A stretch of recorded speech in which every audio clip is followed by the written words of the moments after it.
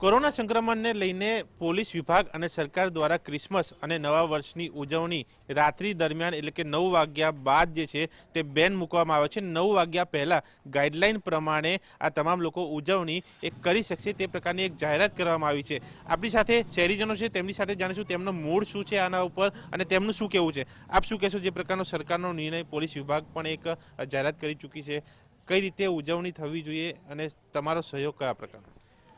સરકાર આપણી જે ગાઈડલાઈન પ્રમાણે જે અત્યારે સિચ્યુએશન છે એ પ્રમાણે રાત્રે 9 વાગ્યાનો નિર્ણય છે એ બહુ સારો નિર્ણય છે। બહુ લોકોએ ભેગા ના થવું જોઈએ।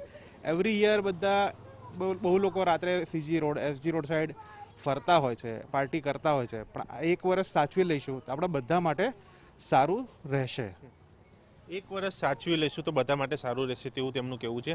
આપ શું કહેશો, એક યંગસ્ટર સૌથી વધારે લોકો અહીંયા ભેગા થતા હોય છે, સીજી રોડ હોય, એસજી હાઈવે હોય, પાર્ટીઓ થતી હોય છે, પણ આ વખતે આ તમામ વસ્તુ ઉપર રાત્રિ દરમિયાન બેન્ડ છે।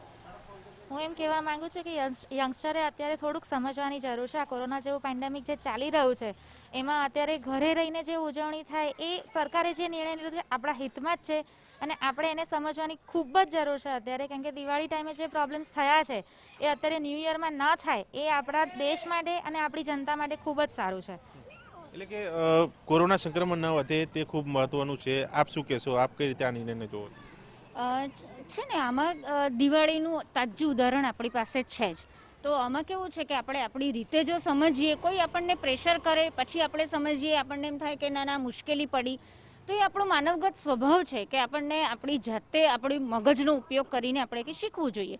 કોઈ આપણને પ્રેશર કરે, આપણી ઉપર જુદા જુદા દંડ નાખવામાં આવે ને પછી આપણે જો એ વસ્તુ કરીએ એના કરતાં બેટર છે કે સમજી લઈએ અને શાણપણ એટલે ગધેડાને તો આપણે લાત મારીને એક લાતમાં ડફણું મારીએ તો એ થઈ જાય છે, તો આપણે તો એમાં નથી આવતા। તો ક્યારેક મને બહુ જ ગુસ્સો આવી જાય, હું રોડ ઉપર બી જતી હોઉં ત્યારે કે આ લોકો કેમ આવી રીતે વર્તે છે, તો એવું બીજા લોકોને ના થાય। એક વર્ષ આપણે બહુ જ સરસ રીતે પસાર કર્યું। 2021માં આપણે હવે નવું વર્ષ આવે છે તો આપણે એ જ રીતે એને વધાવીએ, પણ એ ઘરે રહીને વધાવીએ, ખોટું બહાર દેખાડા કરવાની કોઈ જ જરૂર નથી। એટલે કે સ્વયં જાગૃત થવાની જરૂર છે એવું અહીંયા કહેવું છે। આપ શું કહેશો, જે પ્રકારે ઉજવણી ક્રિસમસ પણ છે, સાથે સાથે નવું વર્ષ પણ? જેમ કે અત્યારે આ જે ગ્લોબલ પેન્ડેમિક ચાલે છે બરાબર, એના કારણે જે સરકારશ્રીએ જે નિયમો રાખ્યા છે કે રાત્રિ કરફ્યુ છે પ્લસ અમુક જગ્યાની આપણે સોશિયલ ડિસ્ટન્સિંગ રાખવું જોઈએ, તો એ પ્રમાણે હું પણ સહેમત છું સરકારશ્રી સાથે। અને આ વર્ષે અમે લોકો ક્રિસમસ અને ન્યૂ યરની ઉજવણી ઘરે રહીને જ કરવા માંગીએ છીએ, કેમ કે જેમ બેને કહ્યું કે દિવાળીનું આપણી પાસે એક્ઝામ્પલ છે કે દિવાળીમાં બધા લોકો એકઠા થયા અને એના પછી પાછો એક મતલબ મોટો એ થયો કે બધા કેસીસ વધી ગયા, પણ આ વખતે ક્રિસમસમાં અમે લોકો એવું નથી કરવા માંગતા। અમે ઘરે રહીને જ ઉજવણી કરીશું।